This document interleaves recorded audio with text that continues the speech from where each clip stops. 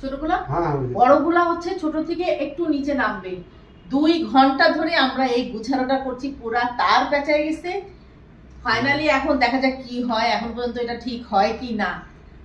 সে আমারে বকতেছে আর আমি তাকে বকতেছি, ওরও ভুল হচ্ছে আমারও ভুল হচ্ছে, কারণ কখনো তো এইগুলো তার ও করে নাই আমিও করি নাই। কিন্তু এটা এখানে বলে সুইচটা যাবে কোথায়? এটা একটু ঝুলবে, বেশি না, অল্পই, বাস ঠিক আছে। আসসালামু আলাইকুম, সবাইকে ওয়েলকাম জানাচ্ছি। রামাদান মোবারক। ফাইনালি আমরা করতে পেরেছি ডেকোরেশনটা। বললাম না 2 ঘন্টা লাগছে আমাদেরকে এটা ঠিক করতে করতে, পরে শেষ পর্যন্ত ঠিক হয়েছে। ভাবলাম এবার একটু ডেকোরেশন করি বাসার জন্য রমাদান উপলক্ষে। এই জন্য ওই লাইটটা নিয়ে আসছিলাম। অনেক খুঁজতে হয়েছে অবশ্য, লেখাটাও চেয়েছিলাম যে এরকম লাইটিংয়ের লেখাটা হবে, কিন্তু পাই নাই। অনেক জায়গায় খুঁজছি, ওটা নাকি অর্ডার দিয়ে বানাইতে হয়। যাই হোক, এই যে এর আগে আমি কিছুদিন আগে ভিডিওতে বলছিলাম যে আমি 2টা জার খুঁজতেছি কাচের জন্য, তো এদিকে আমি কোথাও পাই না। আমি 11 নম্বরে পেয়েছিলাম, কিন্তু এত দাম ছিল, এক একটা 850 করে, ছোট ছোট আর একটু চিকন।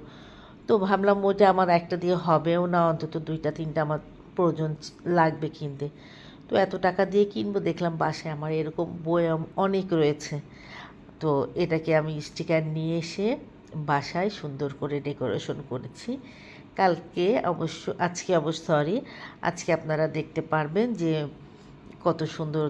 আমি যেহেতু একটা মোহিতো বানাবো, এই জন্যই পুরা এটাকে আমি ডেকোরেশন আর কি বা স্টিকার লাগাই নাই, তা নাহলে তো দেখে বোঝা যাবে না যে আমি কীরকমভাবে মোহিতো বানাইছি বা আমার মোহিতোটা দেখতে কেমন লাগছে। জুসও বানাবো, এই জন্য এদিকে আমরা উঠে গেছি, রাত্রে খেতে উঠলাম। খেতে আলহামদুলিল্লাহ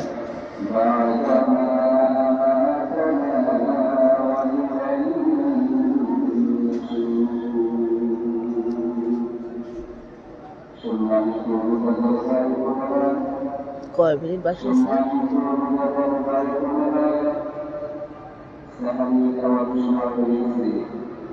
অনেকক্ষণ বেশ দাঁড়িয়েছিলাম বারান্দার ওইখানে, দাঁড়িয়ে দাঁড়িয়ে দেখতেছিলাম।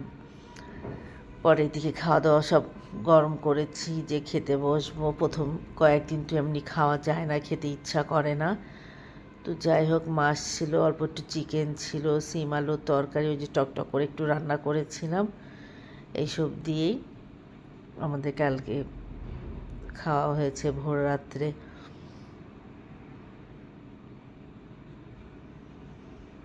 তার আগে তো ঘুম ভাঙছে, যে এদিকে আমাদের দিকে ডাকে, ওই যে আগে ছোটোবেলাও ডাকতো ওরকম, এখানেও আমি ডাক শুনি যদি একটু আগে ওঠা হয়। তো আজকে প্রথম দিন তো একটু আগে উঠছে, টিন বাড়ায় কানে বাজতেছে যে যে ডাকতেছে। পরে আস্তে ধীরে উঠলাম, উঠে খাবার টাবার রেডি করে খাওয়া দাওয়া করলাম। বলতেছি যে একটু আচার নিলে ভালো ছিল, কারণ খেতে একটুও ভালো লাগতেছিল না।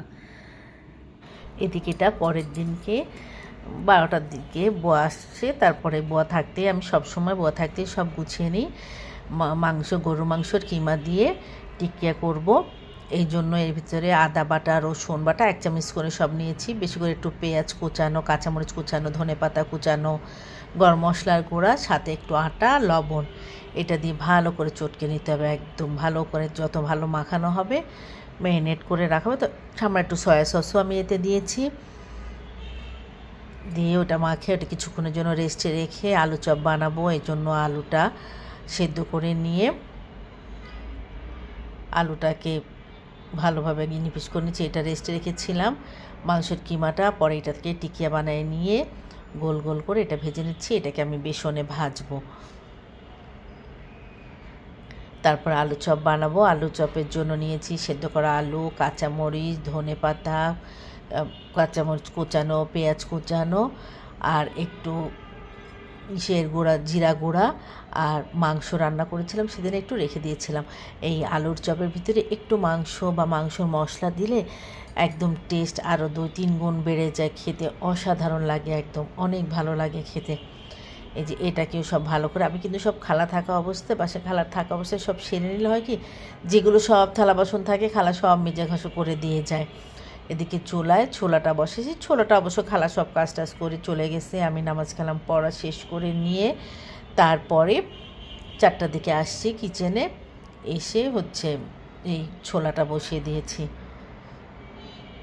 ছোলাটা একটু তেল, এবার টমেটো একটু বেশি করে দিয়েছি। একদিন একটু বেশি করে রানলে আমার কয়েকদিন হয়ে যাবে, এই জন্য। আর আজকে বাসায় মারিয়ামদেরকে বলেছিলাম ওদের সবাইকে আসার জন্য, তো ওরা সবাই আসছিল। সবাই একসাথে আলহামদুলিল্লাহ আমরা ইফতার করেছি। আজকে ছোলাটা সত্যি অসাধারণ একটা টেস্ট হয়েছে। এই যে ছোলাটাও হয়ে গেছে। ছোলা কিন্তু সব সময় দেখবেন একটু মাখো মাখো হলে ভালো হয়। আমি কখনো আলু দিয়ে করি, কখনো হচ্ছে পেঁপে দিয়ে করি। বেগুন দিয়ে আমি তেমন পছন্দ করি না, এই জন্য বেগুন দিয়ে আমার দেওয়াও হয় না। এই যে এদিকে ডিম চপ ভাজতেছি। আমার একটা প্রবলেম কি, সময় মতন সব সময় হয়ে যায়, কিন্তু মনে কি এই দেরি হয়ে যাবে এইসব তাড়াহুড়া করা, আসলে দেরি কিন্তু হয় না, তার আগেই হয়ে যায় মোনাজাত ধরার আগে। এদিকে মোহিতো বানাচ্ছি, অনেক মানে ফার্স্ট আমার লাইফে আমি মোহিতো বানাচ্ছি। একটা হচ্ছে ম্যাঙ্গো ফ্লেভার, আর একটা হচ্ছে ফ্রুট কালার দিয়েছি, ওটা হচ্ছে লেবুটা বেশি করে দিয়েছি। আগে থেকে আমি ওর ভিতরে বরফ দিয়ে দিয়েছিলাম, আর পরে পুদিনা পাতা দিয়ে ওদিকে লেবুর ফ্লেভার দিয়েছি, আর এদিকে লেমন ফ্লেভারের একটা বানিয়েছি।